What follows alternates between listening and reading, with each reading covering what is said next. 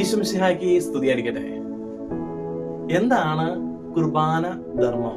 വിശ്വാസികള് കുർബാന അർപ്പണത്തിനായിട്ട് വൈദികന്റെ അടുത്ത് പണം ഏൽപ്പിക്കാറുണ്ട്. ഇതിനെയാണ് കുർബാന ധർമ്മം എന്ന് പറയുക.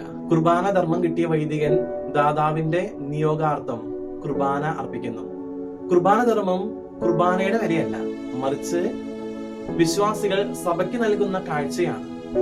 അത് വിശ്വാസികളുടെ സമർപ്പണമാണ്, വിശ്വാസത്തോടെ നൽകുന്ന നേർച്ചയാണ്.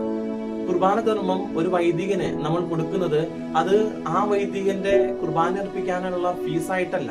വിശുദ്ധ കുർബാന എന്ന് പറയുന്നത് വില കൊടുത്ത് വാങ്ങുവാനായിട്ട് സാധിക്കാത്ത ഒന്നാണ്.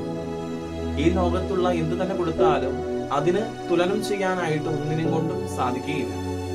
അതുകൊണ്ട് വിശുദ്ധ കുർബാന അത് അമൂല്യമായ നിധിയാണ് വിശുദ്ധ കുർബാന. മനസ്സിലാക്കുക, നമ്മള് ഒരു വൈദികന്റെ അടുത്ത് കുർബാന കാശ് കൊടുക്കുമ്പോൾ അത് ആ അച്ഛന് കുർബാന ചൊല്ലുവാനുള്ള ഫീസായിട്ടല്ല, മറിച്ച് നമ്മൾ സഭയ്ക്ക് കൊടുക്കുന്ന ഒരു നേർച്ചയാണ്, സഭയ്ക്ക് കൊടുക്കുന്ന ഒരു കാഴ്ചയാണ്.